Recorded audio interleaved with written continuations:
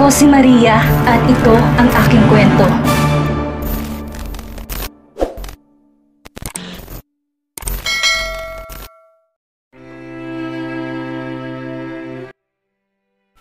Sa nalaman ni Caleb, agad nitong tinawagan ng ama at dahil doon, pumunta si Cyrus sa ospital. Nananatili pa rin doon si Ira para obserbahan pa ang kilos. Oras na bigyan ng go signal ng doktor si Caleb, ay ililipat niya sa isang tahimik na lugar ang pinsan para gumaling ito. She's still being unresponsive most of the time and sometimes she's even having mental breakdown.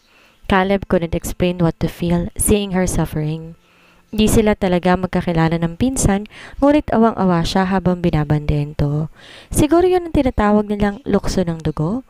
Kaya nung nalaman niya na pilit si Irang hinahanap ng asawa nito, nag-utos si Caleb na ibigay ang positive result ng DNA test para sa female cadaver na natagpuan sa sasakyan kung saan na-aksidente si Ira. From Agent Antigon, Caleb learned that the cadaver that was burned down was the one who almost killed Elle and Ira. To erase the evidence, Antigon lighted a vehicle that contained those killed men. Dahil nakamanman siya sa asawa ni Ira na si Darkwing, alam niyang ayaw nitong huminto sa paghanap kay Ira, kaya mas lalong pinaigting ni Caleb ang pagbabantay kay Ira at niligaw si Dark kapag malapit na itong matumbok ang totoo. She's awake. Caleb was pulled off from his reverie when his father talked to him. Sinulyapan niya si Ira na nakaupo sa hospital bed nito, nakatanaw sa labas ng bintana nito. Yes, she's awake. I heard from the nurse that she barely ate her food but it was quite good because yesterday she didn't touch her food. Kwento niya sa ama. Tumango si Cyrus at bumuntong hininga. Is her baby okay? I heard she's carrying her child. The nurses administered her vitamins for the baby. I really hope she will stay strong for the child. Did you try to talk to her? Maybe we can try. Suggestion ni Cyrus. Napatingin si Caleb sa ama. Hindi niya pa sinusubukan yon dahil naaalala niya pa ang pagwala ni Ira nung nilalapitan to. Ang nasa isip niya, paano kung masaktan ito ang sarili kapag naging pabaya siya? What if she would have a meltdown later on? Hindi natin malalaman, Caleb, kung hindi natin susubukan. Cyrus reached out for the doorknob and twisted it. Marahan at may pag-iingat tong naglakad papaloob sa private hospital room ni Ira. Sumunod naman si Caleb. Nang makapasok sila, naghintay sila ng ilang sandali, ngunit hindi naman kumikilos si Ira. Caleb gently grabbed the plastic chair that's beside the bed and he sat on it. Ira. Cyrus softly called. Pinanood ni Caleb ang ama sa kung ano ang gagawin nito. Nakita niya na sumulyap ito sa tiyan ni Ira, nasa po naman ni Ira. Are you thinking of your baby? Your baby is safe, Ira. Yun ang nakitang paraan ni Cyrus para makausap si Ira at mukhang tamang hula nito. Natigilan si Ira sa pagkaplos sa tiyan at ang laki naman ng mga mata ni Caleb nung masaksihan ang dahan-dahang paglingon ni Ira sa direksyon nila. Baby, baby ko? Buhay pa ang baby ko? Tahimik palang lumuluha si Ira habang nakatanaw sa kawalan. May narealize naman si Caleb. Inakala ba ni Ira na nawala ang anak nito? Hindi malabo na isipin ng babae yon dahil noong dalhin ng mga agent si Ira sa ospital, she almost had a miscarriage. Your baby is safe, Ira. Caleb softly whispered as he walked towards her. Tumingala si Ira at pinanood naman ni Caleb kung matatakot ba sa kanya si Ira. Dahil oras na makita niya ang takot sa mukha nito, hindi niya na to lalapitan. Hindi naman nakitaan si Ira ng takot, ngunit nagulat ang mag-ama na si Cyrus at Caleb noong sinapong muli ni Ira ang tiyan at malakas na umiyak. Nasaan ang apo ko, Cyrus? Ligtas ba siya? Sabihin mo sa akin anong lagay niya. Kadarating pa lang ni Don Constantine. Yun ang bungad sa anak na nasa koridor ng ospital. Kasalukuyan tulog si Ira dahil napagod tong umiyak. Sinuri ng mga doktor at nurses si Ira at nung sabihing maayos naman na ito, tsaka napahinga ng maluwag si Cyrus. Lumabas sila ng kwarto at inutusan ni Cyrus ang anak na asikasuhin na ang pagdidischarge kay Ira dahil ililipat nila to sa mas tahimik na lugar kung saan mas matututukan ng pagpapagaling nito. Ngunit hindi niya inaasahan na narito ang ama niya na nasa harap ngayon, maging ang ilan sa mga pamangkin niya. What are you all doing here? Kunot noong tanong niya. Don't answer me with another question. I said, where is my precious granddaughter? You already found her, didn't you? But why is she staying here at the hospital? Tito Sai, nakita mo ng pinsan namin? Is she beautiful? Yes, Tito. I also want to ask if she's cute. Is she lovely? I think she's cute. May we see her? Sinapo ni Cyrus ang noodle sa ingay na gawa ng mga pamangkin. Dahil tatlong anak niyang lalaki at maging lahat ng pamangkin sa kapatid ay lalaki rin, sabik silang lahat sa babae. That's also the reason why his father is mad at his daughter for losing her daughter, which is Ira. Inaayos na ni Caleb ang pagdi-discharge niya. Huwag niyo munang lalapitan ng pinsan ninyo. Dahil may trauma siya. It might overwhelm her. Nagbago ang itsura ng matandang Legaspi sa narinig at maging ang mga pamangkin niya. Mas lumapit para marinig ang usapan. Seryoso ang mukha ng lahat. Who hurt her? Tanong ni Don Constantine. Nagpakawala ng hininga si Cyrus bago sinabi ang nalaman sa ama. Sebastian's foster daughter hurt Ira. Dumilim ang mukha ng matanda. Nalaman ba ng bastardang iyon na siya ang nawawalang apo ko, kaya pinasakitan si Ira bago pa natin malaman ang totoo? No, it's a coincidence pa.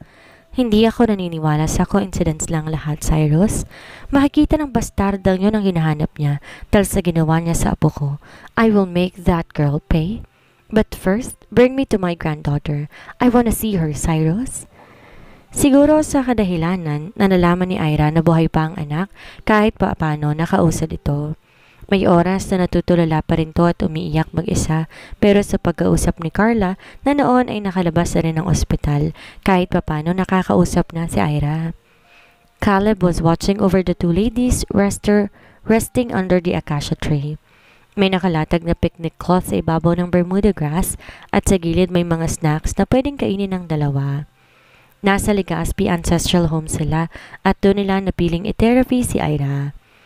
Nag-hire sila ng private doctor at nurse na doon din nanatili para mabantayan si Ira.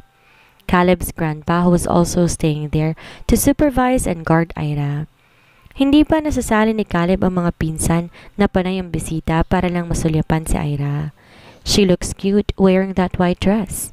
I really want to dress her up, Caleb. Ani Gianna sa tabi.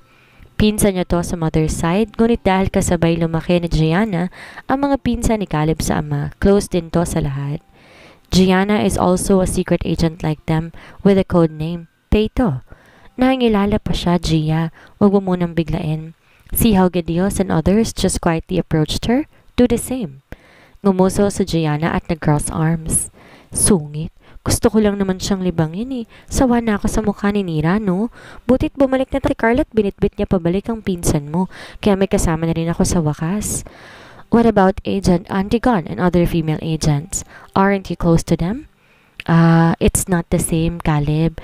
They're my friends, but Carla and Ira are different. Si Carla, pinsan ko kay Tito Dame. Si Ira naman, pamangkin ni Tito Papa, di ba? So mas feel ko silang i-close. Iniling ni Caleb ang ulo at sumimsim ng alak ng chamomile tea na nasa harap. Binalik ang atensyon sa binabasang proposal para sa kumpanya na minimanage niya. Bukod sa HQ, meron ding mga kumpanya ang Legaspi family na sa kasamaang palad siyang nag-aasikaso. Hey, Caleb! Narinig ko pala na declared dead ng iyong katauhan ni Ira. What will her new identity be? After her treatment, siya mismong pipili ng bago niyang katauhan at pangalan. Gia, I'll give her the freedom to choose her new identity. Kumibot ang labi ni Gianna at kapag ganito ito, alam ni Caleb na may gusto itong itanong. Anong balak mo sa asawa ni Ira? The last time I checked, inahanap niya pa rin si Ira, maging ang detective agency ko. Nilapitan ng Dark Oxford na yon para hanapin si Ira, dahil ayaw nitong maniwala na wala ng asawa. Aren't you going to do something about him? Sumandal si Gianna sa upuan nito at nag-init ang mga braso. Let him be. That's the repercussion that he needs to face for hurting the precious princess of Legaspi clan. But he did that against his will, right? Yung hilaw na kapatid ni Zoren ang may pakana. Nang makaisip si Alexia, sumama ang timpla ng mukha ni Caleb. Hindi niya lubos na maisip kung bakit kamukha ito ng tita niya, ngunit di naman nila kaano-ano ang babae. Muntik nang kilalanin ng lolo niya ang babae dahil nakala ng abuelo na ito ang nawawalang apong babae dahil nga kamukha ng Aunt Loris niya at ang asawa nito si Alexia. Kaya ang ginawa ni Cyrus para malaman ang totoo at di na magpumilit pa ang ama na si Constantine, ito mismo ang nag-imbestiga at nalaman na foster daughter lamang ito na si Bastian, ang asawa ng Aunt Loris ni Caleb. Walang dugong Legazpi ang nananalaytay sa dugo nito. Nawala ang amor ng matandang Legazpi sa babae, lalo na nung nakita nito kung gaano kagaspang ang ugali na meron si Alexia, kaya hindi sila lumalapit sa babae. Caleb even doubted that Alexia was aware about the Legazpi clan because he knew that his Aunt Loris wouldn't tell the people around her about her family background since she was already disowned. Kaya kahit may alam sila sa buhay ng mga Alejandro, habang hindi sinasabi ni Don Constantine na makialam sila, walang kumikilos. That Hailey Alexia will get the punishment she deserves in due time. Mas gusto ko na si Ira ang gagawa nun para magkaroon si Ira ng peace of mind. Dinampot ni Gianna ang smoothie na nasa glass table at uminom doon. Well, a good point. Pero ang tanong ko, ano ang balak mo sa asawa ni Ira? Kung si Ira lang para sa akin, ayos lang na ilayo ang lalaking yon. But they have a child. And in my opinion, that guy was being just threatened by Hailey Alexia. Mukhang di niya gusto ang ginawa kay Ira, kaya for me, he is still redeemable. Binaba ni Caleb ang hawak na papeles at sinapo ang sentido. Let him suffer first. I'll think about what to do with that guy later on. Pagalingin muna si Ira at si Ira ang bahalang magdesisyon kung patatawarin niya ba ang asawa o hindi. Dahil mukhang nakapagdesisyon na si Caleb, hindi na nagsalita pa si Gianna. Pinanood na lang na Gianna ang mga pinsan ni Caleb ng mga lalaki na pinagsilbihan si Ira na mukhang nag-e-enjoy sa simoy ng banayad na hangin. Sir Caleb, may naghahanap po sa inyo sa labas ng gate? Napatingin si Caleb at Gianna sa house help na lumapit sa kanila. Dahil alam ni Caleb na bilang lang ang tao na maaaring pumunta sa Legazpi Ancestral Home, tumayo siya at tinitigan kung sino yon. Nang makalabas at makalapit sa gate, natigilan si Caleb nang dumapong mga mata kay Zoren na marungis ang itsura at parang galing sa kung saan. When Zoren also saw him, he licked his lower lip first before he stated why he was there. Can I stay here, Caleb? Caleb brought Zoren inside the mansion, but he did not bring him to the garden where Ira was resting. Gusto munang marinig ni Caleb ang sadya ni Zoren para malaman kung tatanggapin niya ba ito o hindi. Aunt Therese family, including Zoren, are not welcome at the Legazpi residence. Nag-uusap sila ni Gianna gamit ang tingin at tahimik na kumilos ang babae para bumalik sa garden at para na rin sabihan ng mga pinsan ni Caleb na tumahimik. Sa study area nagtungo sina Caleb at Zoren at nang makaupo ang nakababatang pinsan, saka ito hinarap ni Caleb. You look like you've been through the ringer. What happened? Nagbaba ng tingin si Zoren, sandaling nilaro ang mga daliri. Kita na hindi ito mapakali. Caleb let out a sigh. It looks like something bad happened to him that made Zoren go to them. I ran away from home, Kuya Caleb. Kumunot ang noo niya sa narinig. Kahit na hindi sila close ni Zoren dahil hindi naman siya lumaki kasama ito, pero palihim naman nilang binibisita ang pinsan. Alam niya, mabuting bata si Zoren, kaya anong dahilan ito para maglayas? What happened? Is Aunt Loris fine? Tinango ni Zoren ang ulo. It's about... Nakailang lunok si Zoren bago nagpatuloy magsalita. Someone close to me was killed by Alexia, Kuya Caleb, and when I punished that woman, my father intervened and saved her ass. Kuya Caleb, why is my father like that? Nagpapatay ng tao si Alexia pero parang wala lang sa kanya. I even tried to report her to the police but they said that Ira died because of an accident. But I know that Alexia was behind it. Kuya, hindi ko alam kung anong gagawin ko. Gusto ko iganti si Ira pero tumulong luha ni Zoren at napatakip to ng mukha. Nakita ni Caleb ang pag-alog ng balikat nito dahil sa tindi ng emosyon, ngunit hindi niya to pinigil para mailabas na ni Zoren ang lahat ng dinadamdam. Si Papa, Hindi siya payag sa ginawa kong parusa kay Alexia. Instead, he reprimanded and warned me to watch my next move because if I lay even one of my fingers on Alexia, he will come after me. That's bullshit, right? Ako pang na-house arrest para hindi masaktan ng ampon niya. Caleb sighed and pat Zoran's shoulder to show his support. Bakit ganyan ang itsura mo? Muli niyang tiningnan ang ayos ni Zoran at mas napansin niyang marusing si Zoran. Tumakas ako sa bahay ko saan ako'y kinulong ni Papa. Sa tulong ni Butler Moses, siya ang katulong ni Mama, kaya't sa akin ang loyalty niya. Tumango-tango si Caleb. He thought that since Zoran was the biological child of his aunt and her husband, they wouldn't hurt him. But it seems that the man his aunt is married to is ruthless enough to harm his son. He could choose his foster daughter over his real son. Kailangan niya itong iparating sa lolo niya. Galit man ang lolo sa tiyahin, oras na malaman ito na maging si Zoran ay nasaktan, gagawa ito ng aksyon para protektahan ang pinsan niya. Zoran is too young to experience something like this. He's only 18 but before that, he needs to ask him about Ira. Is Zoran aware that she's his long-lost sister? That Ira, who is she? Tumingala si Zoran at napatitig si Caleb na namumula pang mata ni Zoran. Nakasampay pa sa pilikmata nito ang mga luha. Napailing si Caleb at lumapit pa sa pinsan para ipat ang ulo nito. Are you okay? Zoran sniffed and shook his head. Ate Ira is, well, she is my first love, kuya. She is already married but she was hurt by her husband and she was abandoned by him for that, Alexia. If I'm her husband, I won't hurt her. And now, she's dead. And I think it's also my fault for not saving her while I still have the time. Halos mamula ang mukha ni Zoran sa galit at naluluha na naman ang mga mata nito, ngunit natigilan naman si Caleb. First love? Oh God, he needs to stop this. You like her? Paulit-ulit tumango si Zoran at mas lalong sumama ang timpla na mukha ni Caleb. Hindi napigil pinitik niya ang noon na kababatang pinsan. Stop liking her, Zoran. Nagsalubong ang kiling ni Zoran. No, why would I? And she can't be my wife now because she's gone. Pati ba naman pagkagusto ko, pipigilan mo? Are you the same as my parents? Well, I will tell you why you need to stop that fucking feelings. She is your sister, you dumbass. Ira is Rebecca. Napanganga si Zoran.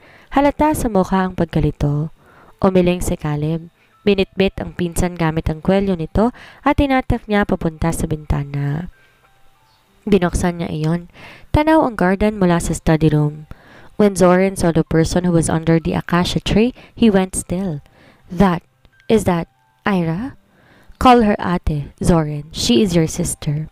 She's alive? She's safe? Hindi makapaniwalang anito. Yes, Lilibet saved her and when I saw her, I instantly thought that maybe she is Rebecca. She's safe. Bumuhos muli ang luha ni Zoran kaya kinabig to ni Caleb para yakapin at umiyak sa balikat niyang pinsan. It's good that she's alive, kuya. My ate is alive? Cristel, look at this fish. Cute ba to? Do you like this? I will put this in your aquarium.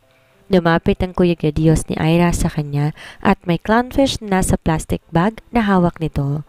Lumalangoy-langoy iyon. Ngumiti si Ira sa pinsan at umiling. Pinsan niya ito na anak ng Tito Claude niya. Nagising na lang si Ira na isang araw may malaking pamilya na siya. She's got a loving grandfather, a lot of titos and titas and their children who loves her. And lastly, her brother who is Zoran. Malabo ang alaala ni Ira sa mga nangyari noong mga nakaripas na ilang buwan at ang paliwanag sa kanya ni Caleb. She was traumatized by her kidnapping, that's why she forgot some things. Pero hindi naman siya nakalimot tungkol sa panloloko ng kinagisnan niyang pamilya maging kay Dark na nanloko at nagtaboy sa kanya.